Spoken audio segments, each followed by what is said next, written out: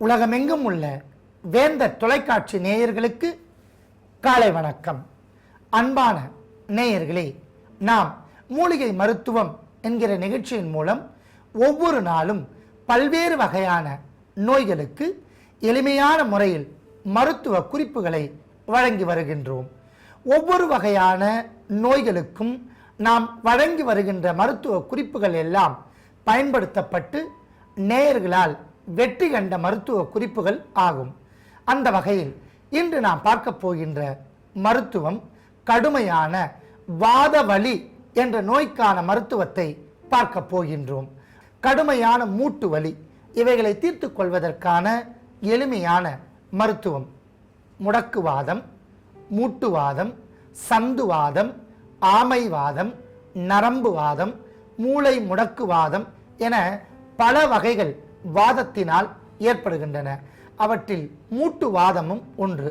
Arthritis என்று சொல்லக்கூடிய அந்த வாதம் நீ ஜாயிண்ட் ஆர்த்ரைட்டிஸ் என்று அழைக்கப்படுகின்றன. நமக்கு பந்து கிண்ண மூட்டு பகுதிகளில் ஒரு வகையான ஜெல் ஒன்று சுரக்கும். ஒன்றோடு ஒன்று முட்டி உராயும் போது நமக்கு உராய்வுத்தன்மை தெரியாமல் இருப்பதற்காக இயற்கையே நமது உடலில் படைத்த ஒரு வகையான எண்ணெய் பசை. அவை நாளடைவில் வறண்டுவிடும். இதனால் இரண்டு எலும்பு துண்டுகள் ஒன்றோடொன்று உராயும் போது கடுமையான வலி தோன்றி நடக்க முடியாமல் மிகவும் வேதனை, துன்பம் ஏற்படும். அன்பான நேயர்களே, இந்த நோய் ஏற்பட்டால் அதற்கான அறிகுறிகள் கடுமையான மூட்டு வலி, நடக்கும்போது ஒரு வகையான உரசல் ஏற்படுகின்ற கிரீச் என்ற சத்தம் மற்றும் அந்த பகுதிகள் ஒரு வகையான சிவப்பு தன்மையுடன் வீங்கி விடுதல், எப்பொழுதும் அந்த இடத்தில் நீர் கோர்த்து கொண்டு பந்து போல் உப்பி இருத்தல், கணுக்கால் வலி காஃப் மசில் பெயின், உள்ளங்கால் வலி, குதிகால் வலி, பிடரி கழுத்து வலி இவையெல்லாம் இந்த நோய்க்கான அறிகுறிகள். இந்த நோய் வருவதற்கான காரணங்கள் முதலில் கால்சிய சத்து குறைபாடு, சுண்ணாம்பு சத்து குறைபாடு காரணமாக எலும்புகளுக்கு அதீத பலவீனம் ஏற்பட்டு இந்த நோய் ஏற்படுகின்றன. அடுத்ததாக ரொமாட்டிக் ஃபீவர் என்று சொல்லக்கூடிய வாத காய்ச்சல், அதிவிடியற் காலையில் மசில் ஸ்டிஃப்னஸ், தசை இறுக்கம் ஏற்படும். இவையெல்லாம் இந்த நோய்க்கான காரணமாக அமைகின்றன. இந்த நோயை எளிமையான முறையில் தீர்த்து கொள்வதற்கான வழிமுறைகள், வாரம் ஒரு முறையாவது நாம் எளிமையான முறையில் யோகாசனங்களை தகுந்த குருவிடம் இருந்து கற்றுக்கொண்டு செய்து வரலாம். இதனால் முதுகு தண்டுவடமும் முழங்கால் வலியும் குறையும். எளிய நடைப்பயிற்சியை வேகமாக இல்லாமல் மெதுவாக பயின்று வரலாம். வாத நோயை உண்டு பண்ணுகின்ற காய்கறிகள், பழ வகைகளை அறவே நீக்கலாம். மற்றும் மாதம் 3 முறையாவது முருங்கைக்கீரையை எந்த வகையாவது உணவில் சேர்க்க வேண்டும். பசலை, கொடிப்பசலை, தரைப்பசலை இவைகளை சாப்பிட வேண்டும். முருங்கைக்காய், கேரட், பீட்ரூட் இவைகளை உணவாக எடுக்க வேண்டும். சப்போட்டா பழம், சீத்தா பழம் இவைகளை எடுக்க வேண்டும். மஞ்சள், லவங்கப்பட்டை கலந்த தேநீர் பருகுவது நல்லது. முற்றிலும் வராமல் தடுப்பதற்காக நாம் இப்பொழுது மருத்துவ குறிப்பிற்கு செல்ல போகின்றோம். அதற்காக இன்று நாம் எடுத்துக்கொண்ட அற்புதமான பொடி சுக்கு பொடி. சுக்கு நவசுரு என மாற்று பெயரால் அழைக்கப்படுகின்றன. ட்ரை ஜிஞ்சர் என ஆங்கிலத்தில் அழைக்கப்படுகின்றன. சுக்கு ஒரு காய கற்பம், அதாவது இந்த உடலில் நரை, திரை, மூப்பு ஏற்படும். இந்த நரை, திரை, மூப்பு ஏற்படாமல் தடுப்பதற்கு சுக்கு பயன்படுகின்றன. அடுத்ததாக சுக்கு தைலம் பீனிச நோயும் தலை பாரமும் வராமல் தடுக்கின்றன. சுக்கு பொடியை நண்பகல் வேளையில் சாதத்துடன் பிசைந்து சிறிது நாட்டு பசுனை அல்லது செக்கில் இருந்து ஆட்டி எடுக்கப்பட்ட நல்லெண்ணெய் சேர்ந்து கலந்து சாப்பிட்டு வந்தால் வயிற்றில் உள்ள பல வகையான நோய்கள் நீங்கும். மகோதரம், பெருவயிறு இவைகள் நீங்கும். பல வாத வலிகள், வீக்கங்கள், கணுக்கால் வீக்கங்களை போக்குவதனாலும் இது ஒரு விஷம் நீக்கியாக செயல்படுவதனாலும் சுக்கு தூளையும் எடுத்து வைத்துள்ளோம். அடுத்ததாக நாம் எடுத்துக்கொண்ட பொருள் மிளகு தூள். மிளகு கிருமி நாசினியாக செயல்படும். வாத வலி வீக்கத்தை குறைக்கும், தலை பாரத்தை போக்கும், இரத்தத்தில் இருக்கக்கூடிய கிருமிகளை கொல்லும், சளி, மலச்சிக்கல் இவைகளை போக்கும், ஈலை, இருமல் இவைகள் வராமல் பாதுகாக்கும் என்பதால் மிளகு தூளையும் எடுத்து வைத்துள்ளோம். அடுத்ததாக நாம் எடுத்துக்கொண்ட அற்புதமான ஒரு பொருள் நல்லெண்ணெய்.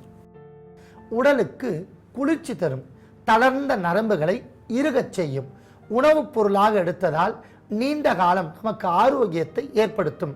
வாத வலிகளில் செய்யக்கூடிய தைல வர்க்கங்களில் நல்லெண்ணெய் சேர்க்கப்படுவதனால் தைலத்தில் இருக்கக்கூடிய மருத்துவ குணம் இரட்டிப்பாக்கி நீண்ட காலம் தைலம் அருமருந்தாக செயல்படும் என்பதால் நாம் நல்லெண்ணெயும் எடுத்து வைத்துள்ளோம். அடுத்ததாக நாம் எடுத்துக்கொண்ட பொருள் தேங்காய் எண்ணெய். தேங்காய் எண்ணெய் உடலுக்கு குளிர்ச்சி தரும், நீண்ட கூந்தல் வளர்ச்சியை ஏற்படுத்தும், முடி பிளவுகளை சரி செய்யும். உடலில் ரணகாயம் ஏற்பட்டால் தேங்காய் எண்ணெய் தடவி வந்தால் வெகு விரைவாக காயங்களை ஆற்றும், வடுக்களை மறையச் செய்யும், தழும்புகள் இல்லாமல் போக்கும். வாத வலி ஏற்படும் போது நமக்கு வலி காரணமாக கடுமையான வீக்கத்துடன் வலி தோன்றும். அந்த இடத்தில் இந்த எண்ணெய் படும்போது வீக்கத்தை குறைத்து அந்த இடத்தில் இருக்கக்கூடிய அதீத சூட்டுத்தன்மையும் குறைக்கும் என்பதால் தேங்காய் எண்ணெயும் எடுத்து வைத்துள்ளோம். அடுத்ததாக நாம் எடுத்துக்கொண்ட பொருள் வேப்ப எண்ணெய். நீம் ஆயில் என ஆங்கிலத்தில் அழைக்கக்கூடிய வேம்பு பல 100 ஆண்டுகள் சென்ற மரம் காய கற்பமாக செயல்படுகின்றன. இரத்த புற்றுநோய், எந்த வகையான புற்றுநோய்க்கும் 100 ஆண்டுகளை தொட்ட வேப்ப மரத்தினுடைய இலைகளையும் 100 ஆண்டுகள் தொட்ட வில்வ மரத்தின் இலைகளையும் 2 மென்று சாப்பிட்டு வந்தால் வியத்தகு மாற்றங்கள் ஏற்பட்டு இரத்த புற்றுநோய் செல்களை கண்டிப்பாக கொல்லும். இதன் மூலம் உடல் மேம்படும். அந்த அளவிற்கு வேம்பு சக்தி விருட்சம் என்று அழைக்கப்படுகின்றன. வேம்பு ஒரு காய கற்பம், வேர் முதல் தழை வரை பயன்படுகின்றன. வேம்பு மிக சிறந்த கிருமி நாசினியும் கூட. வேப்ப எண்ணெய் பஞ்ச தைலங்களில் ஒன்றாக கருதப்படுகின்றன.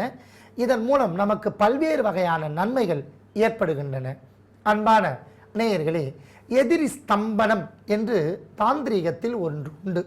எதிரிகளை செயல் இழக்க வைப்பது. அந்த எதிரிகளை செயல் இழக்க வைக்கக்கூடிய அற்புதமான ஒரு ஓமத்திற்கு வேப்ப எண்ணெய் மட்டுமே பயன்படுத்த வேண்டும். இது ஒரு அதிரகசிய குரு முகாந்திரமாக கற்க வேண்டிய ஒரு முறை. ஓமம் செய்யும் போது நாம் சத்ரு சம்காரம், வாராகி ஓமம் இவைகளை செய்யும் போது வேப்ப எண்ணெயை கொண்டு பயன்படுத்தினால் எதிரியை ஸ்தம்பிக்க செய்யும். இது ஒரு தெய்வீக விருட்சம்.